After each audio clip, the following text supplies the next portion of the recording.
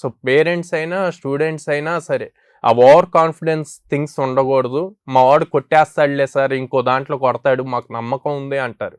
పాపం అట్లాంటి వాళ్ళు తర్వాత వచ్చి బాధపడిన వాళ్ళు కూడా ఉన్నారండి మన దగ్గర.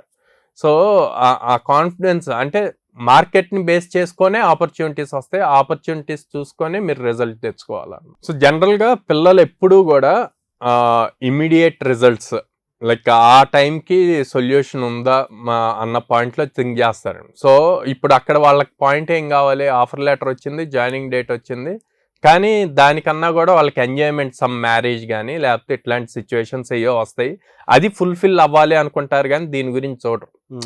లాంగ్ టర్మ్ విజన్ ఉండదు. యాజ్ ఎ పేరెంట్స్గా మీరు కష్టపడి వాళ్ళని చదివించి మీ హెల్త్ కండిషన్స్ కూడా చూసుకోకుండా ఒకరోజు తినకుండా చాలామంది చదివించిన వాళ్ళు ఉన్నారు.